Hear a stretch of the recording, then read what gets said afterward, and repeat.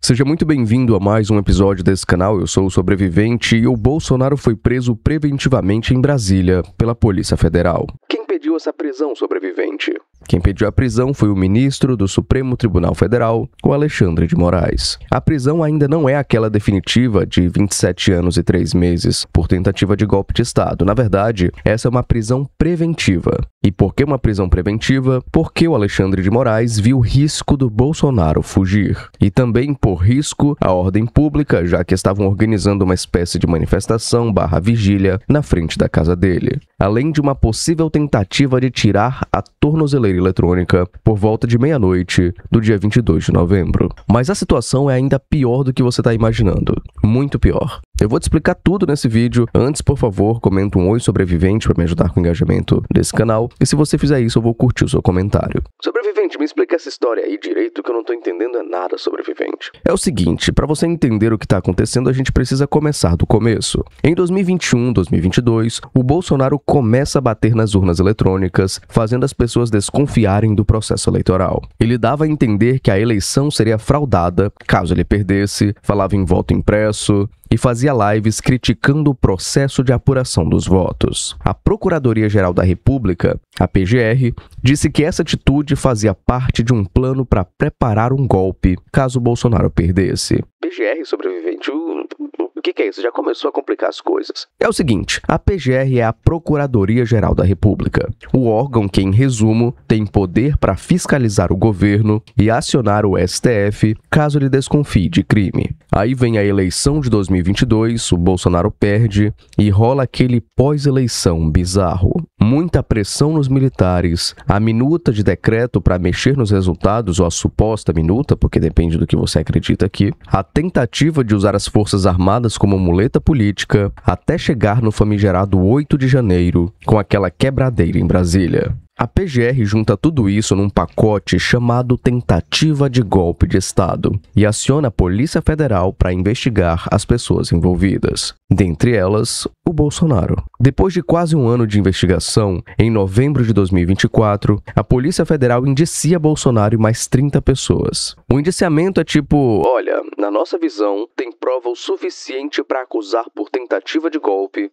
tentativa de abolir o Estado Democrático de Direito e organização criminosa. Isso vira base para a PGR montar a denúncia formal no STF. Em fevereiro de 2025, o procurador-geral Paulo Gonet apresenta essa denúncia gigante contra o Bolsonaro e os outros acusados. A PGR diz em bom português: não foi só um discurso irresponsável do Bolsonaro. Ele de fato liderou um grupo organizado, armado para tentar impedir a posse do Lula e mudar o regime na marra. Essa denúncia vira a famosa Ação Penal 2668, que é o processo criminal principal dele no STF. No fim de março de 2025, a primeira turma do STF olha essa denúncia e decide que tem material suficiente para virar um processo. Aí o Bolsonaro deixa de ser só investigado e passa a ser réu nesse caso de tentativa de golpe. Isso significa que a justiça assumiu que a acusação é séria o bastante para ir até o fim. Aí começa o processo de ouvir testemunhas, juntar provas, além do que já estava sendo feito, o processo de iniciar o julgamento. A virada mesma acontece em 11 de setembro de 2025. A primeira turma do STF condena o Bolsonaro a 27 anos e 3 meses de prisão em regime inicial fechado. A pena ficou alta por conta do conjunto de crimes e por entenderem que ele usou a máquina do Estado para atacar o próprio sistema democrático, o que se tornou uma espécie de agravante, aumentando ainda mais a pena dele. Só que no Brasil, depois da condenação, ainda tem recurso dentro do próprio tribunal. A defesa entra com os chamados embargos. Os embargos é basicamente a defesa falar assim: STF, vocês erraram nisso aqui, cara, vê isso aqui com mais detalhes, por favor. Em 7 de novembro de 2025, a mesma primeira turma rejeita esses embargos e mantém a pena de 27 anos e 3 meses. Então a condenação dele fica confirmada ali dentro da turma, mesmo com a defesa tentando ainda algumas manobras finais. A defesa ainda pode mover alguns palitinhos e, pelo menos, reduzir isso, talvez, ou fazer com que ele vá para um presídio, digamos assim, menos nocivo para a saúde dele. A gente vai conversar sobre isso daqui a pouco. Só que a situação do Bolsonaro foi ainda piorando, o que aumentou a ideia de que ele estava sendo perseguido pelo STF. Essa é uma das narrativas mais comuns em relação a esse caso. Primeiro, o Bolsonaro teve que entregar o passaporte para não fugir do Brasil. Ele também foi proibido de usar redes sociais, o que muita gente viu isso como uma atitude muito autoritária do Alexandre de Moraes. Ele também foi impedido de entrar em contato com outros envolvidos. E depois, quando entendem que ele estava descumprindo coisas e ainda inflamando o ambiente, vem algo ainda mais pesado. Em 4 de agosto de 2025, o Alexandre de Moraes coloca prisão domiciliar com tornozeleira eletrônica para o Bolsonaro. Proíbe contato com autoridades estrangeiras. E a ideia é, no final das contas, como se o Alexandre dissesse: você está condenado, não em definitivo ainda tem recurso, mas você não vai ficar circulando livre e incentivando confusão não, Bolsonaro. Basicamente, bloquearam o Bolsonaro da vida pública. O que acontece é que na madrugada de 22 de novembro de 2025, por volta de meia-noite, o sistema de monitoramento registra uma violação na tornozeleira dele. As notícias falam em dano físico no equipamento, com sinais de superaquecimento como se estivesse recebendo calor direto na tornozeleira. A Polícia Federal vai avaliar, mas o laudo inicial já indica uma violação relevante, muito grave. Você consegue ver aí como está detonada a tornozeleira. Você usou alguma coisa para queimar isso aqui? Não tinha ferro quente aí. Ferro quente? Curiosidade. Que ferro foi? Ferro de passar? Não, ferro de solda. Ferro de solda, aquele que tem uma ponta? Sim. Tá certo. O senhor tentou puxar a pulseira também? Não. Não? Não rompi a pulseira, não. Tranquilo. Tá. Eu vi alguns comentários dizendo que se ele estivesse tentando fugir, ele tentaria queimar a pulseira ou algo do tipo, não o dispositivo. Mas ao mesmo tempo me pergunto que curiosidade foi essa, né? Logo na parte eletrônica mesmo da tornozeleira. É uma atitude que não tinha como soar positiva, né? Uma postura que não tem como ver com bons olhos. Pulseira aparentemente intacta, mas o case violado. Que horas que o senhor começou a fazer isso, seu Jair? Já final da tarde. Final da tarde? Tá certo. Essa tampa chegou a soltar ou não? Não. Ao mesmo tempo, o filho dele, o Flávio Bolsonaro, tinha convocado uma vigília em frente ao condomínio. Vigília entre aspas, porque existem duas narrativas nesse caso aqui. Uma de que essa vigília seria apenas uma vigília para orar pelo Bolsonaro, e outros entendem essa vigília como uma chamada, uma manifestação para fazer bagunça na frente da casa do Bolsonaro para supostamente facilitar alguma fuga. E foi justamente o que o Alexandre de Moraes interpretou. Ele viu que isso geraria um cenário perfeito para um tumulto e uma possível fuga, porque teria muita gente, muita confusão, muita imprensa, carro para lá e para cá. E a casa do Bolsonaro fica cerca de 15 minutos do setor de Embaixadas Sul. Ele chegaria rapidamente a uma delas e pediria asilo político, o que livraria ele de ser preso. Ou seja, a ideia é que o Bolsonaro queria atrair bagunça para frente da casa dele, ele ferraria com a tornozeleira eletrônica ao ponto da polícia não notar a tempo, ele entraria no meio do tumulto, se disfarçando, colocando alguma máscara, alguma coisa, e depois fugiria para uma das embaixadas. A gente pode ver aqui, por exemplo, isso aqui é a distância da casa do Bolsonaro até a embaixada da Hungria. Nessa outra imagem, a gente tem também a distância da casa do Bolsonaro até a embaixada dos Estados Unidos. E por último, a gente tem também esse mapa aqui da casa do Bolsonaro até a embaixada da Argentina, locais onde supostamente ele pediria asilo político e se livraria da prisão aqui no Brasil. A narrativa dos defensores do Bolsonaro é que seria uma vigília simples, de oração pela vida do ex-presidente e de oração pela saúde do ex-presidente, já que atualmente ele tem 70 anos e tem apresentado crises de soluços e outras questões que dizem ser decorrentes da facada do Adélio Bispo. Os defensores afirmam que, mesmo se a manifestação fosse maior, mesmo se fosse um protesto, pela quantidade de policiais na casa do Bolsonaro, ele não teria como fugir. Há quem diga também que a prisão foi decretada antes dele ter mexido na tornozeleira, o que faz com que o Alexandre de Moraes tivesse planejado isso antes mesmo de saber os agravantes dessa situação. A partir dessa situação toda, o Alexandre de Moraes decidiu: prisão domiciliar não segura mais o Bolsonaro, então eu vou ter que converter em prisão preventiva. Alguns falaram que teve uma espécie de ironia do destino aí, algum planejamento do Moraes, porque o Bolsonaro foi preso preventivamente no dia 22, que é o mesmo número dele, né? O número para para votar nele. Agora, nesse exato momento, o Bolsonaro está preso na Superintendência da Polícia Federal em Brasília. E isso gerou uma série de reações. Gente, hoje é meu aniversário, tô super feliz e grata por todas as felicitações e abraços que eu tô recebendo. Tô até com uma camiseta de bolo aqui para comemorar. Eu não sei se você lembra dessa mulher. A Maria do Rosário é aquela que o Bolsonaro disse que só não porque ela era feia. Vou sair agora, tomar café na padaria, ficar junto com as pessoas que eu amo, andar pela minha cidade, mas tem gente que vai estar no regime fechado. E no meu aniversário, olha só, o universo conspira muito melhor para o bem do que aqueles que tentam fazer maldades, hein? Esse dia tem até foguetes por aqui. Bora, gente, aproveite a liberdade, aproveite o amor, aproveite a vida, e o ódio é de quem tem, lá na Papuda. E os comentários aqui: regime fechado para um homem íntegro, decente, que ama seu povo, diferente de alguns políticos livres, mas que não podem sair à rua. E gente defendendo. Qual foi o crime que ele cometeu mesmo? A gente agora tem a reação do Flávio Bolsonaro. Ele basicamente aponta na cara do Alexandre de Moraes e diz que se algo acontecer com o pai dele, a culpa é do ministro. Primeiro do povo, mostrar sua força perante o mundo, com uma simples vigília, mais uma vez para pedir pela saúde do meu pai. Eu não sei como é que ele está agora, está dentro da Polícia Federal. Se acontecer alguma coisa com meu pai, Alexandre de Moraes, a culpa é sua. Se o meu pai morrer lá dentro, a culpa é sua. Como já aconteceu com o Clezão, pediu várias vezes para fazer tratamento médico. Você devia estar achando que era alguma desculpa para sair do presídio, e ele morreu dentro da cadeia, dentro do cárcere, sob o poder do Estado, por causa da sua falta de ação. É isso que você quer fazer do meu pai também? Você quer matar o Bolsonaro, Alexandre de Moraes? Teve também uma fala do Nicolas Ferreira, mas essa fala foi antes do Bolsonaro ser preso. Definidas, porque afinal de contas ninguém sabe o que vai acontecer, né? Ele pode ir pra cadeia amanhã, ele pode ir pra cadeia e depois morrer. Ninguém sabe o que vai acontecer. Então a indefinição é justa, dado o momento que nós estamos vivendo. Ele tá com crise de soluços? Como é que está o Tá com bastante crise de soluço, inclusive essa noite praticamente não dormiu.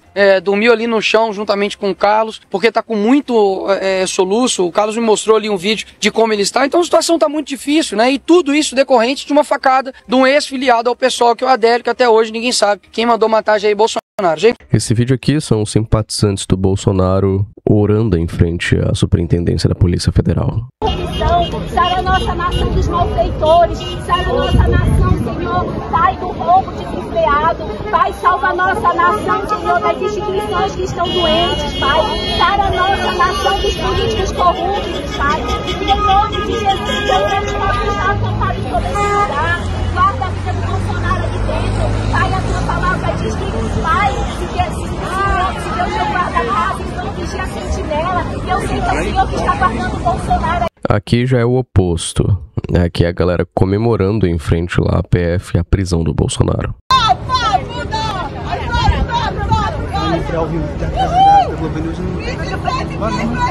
Sem querer.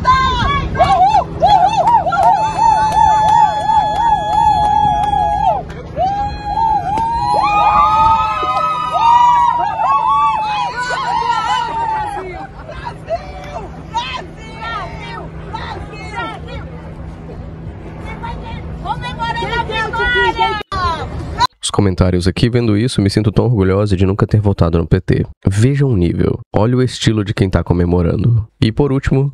Toque, toque, toque. 3 batidinhas na porta. E do outro lado, Bolsonaro pergunta: quem é? E a resposta é a Polícia Federal.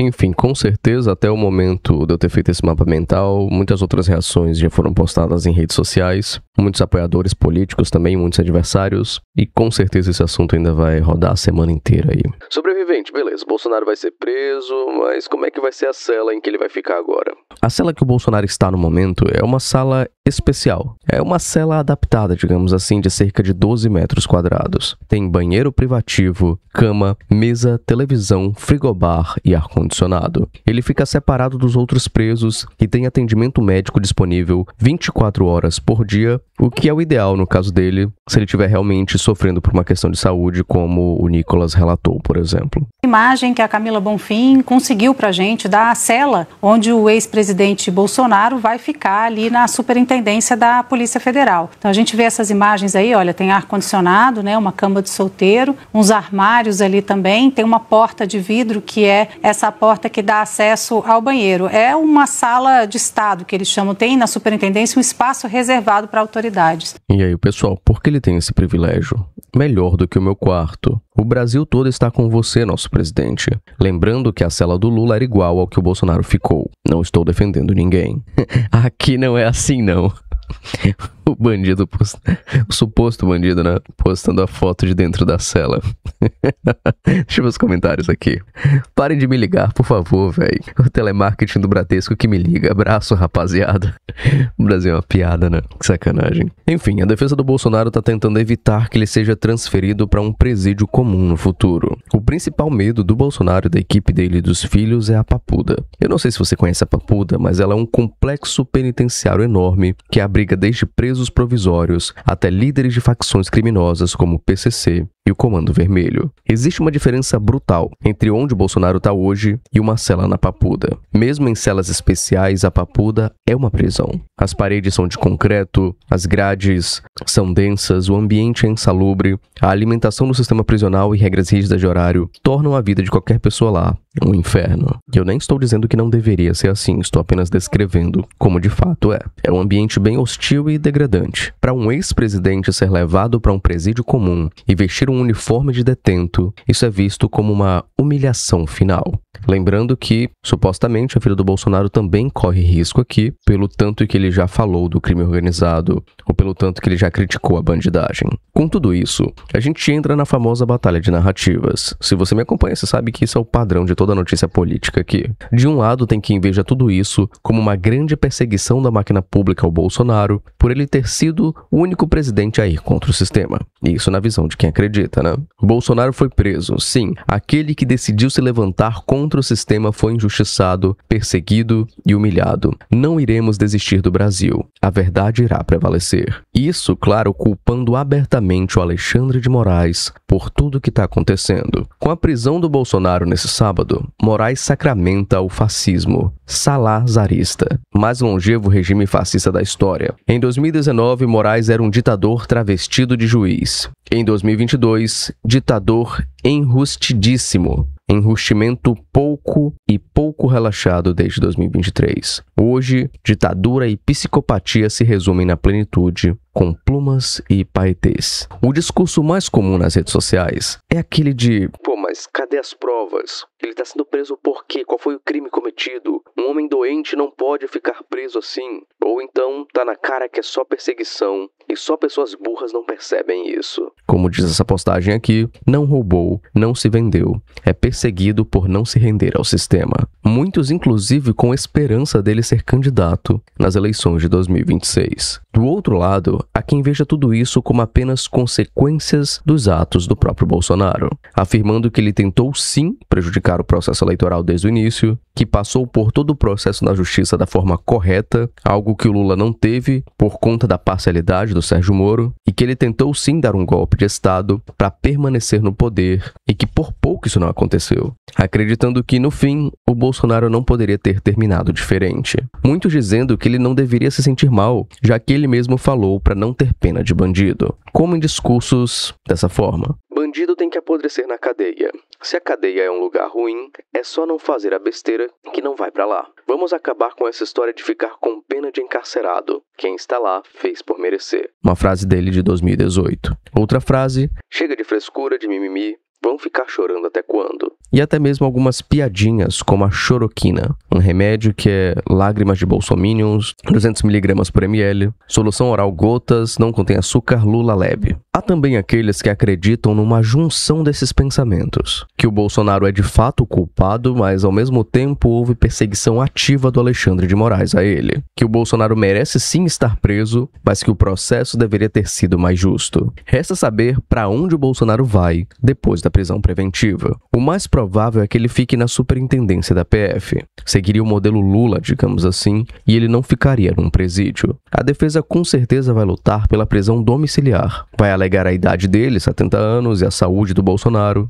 Muitos ironizando, cadê o histórico de atleta dele, né? Só que eu acho difícil isso acontecer. Acho difícil porque, como ele foi preso justamente por tentar violar a tornozeleira e oferecer risco de fuga, é difícil o STF confiar que ele ficaria em casa casa quietinho cumprindo a pena. Eu acredito que sempre haveria aquele medo dele fugir para uma embaixada e solicitar asilo político. No final das contas, eu vejo muitas pessoas comemorando e muitas pessoas reclamando do que está acontecendo com Bolsonaro. Mas é meio que o esperado a julgar pelos últimos passos dados no julgamento dele. A questão agora é só saber onde ele vai ficar quando for condenado em definitivo. E como a direita vai reagir com cada um buscando substituir o Bolsonaro ou conseguir parte do eleitorado dele. Mas eu gostaria de saber qual a sua opinião sobre o que está acontecendo. E gostaria de te pedir para você compartilhar esse vídeo com seu amigo que comemorou ou que ficou triste com o que está acontecendo com o Bolsonaro. Se você tá cansado de temas políticos sérios assim, eu quero te apresentar o outro canal do Sobrevivente. É um canal de humor meu, um humor bem idiota, que eu tenho certeza que você vai gostar. Então, o link tá aí no comentário fixado, caso você tenha interesse de ver o meu lado mais idiota e que acaba fugindo desse lado mais sério aqui. Eu quero agradecer também a galera que paga o meu salário, então muito obrigado, Jonathan Rodrigues. Obrigado, Zanatas. Quero agradecer também ao Eduardo, ao Nelsoft, ao Bilionário. Agradecer ao Grove Lake. Agradecer também ao AM Chris, ao Save Corrompido, ao Gleidson Tassiano. Aqui, agradecer ao Marcos Vinícius e a cada um dos membros desse canal. Membros que têm acesso a conteúdos exclusivos, acesso aos mapas mentais, acesso a vídeos antecipados, acesso à nossa comunidade no Telegram e acesso ao nosso curso Prêmio de Sobrevivência no Brasil. São 3 planos disponíveis, você escolhe o que for melhor para você. E para você que não pode ou não quer se tornar um membro, o seu engajamento, o seu comentário, o seu hype, a sua curtida significam muito para mim, então muito obrigado. Eu queria te pedir também, por último, para você assistir esse vídeo que tá aparecendo aqui no meio da tela. O conteúdo vai ser legal para você também. Só clicar aí e a gente se vê lá no próximo conteúdo. Um forte abraço e a gente se vê no próximo vídeo.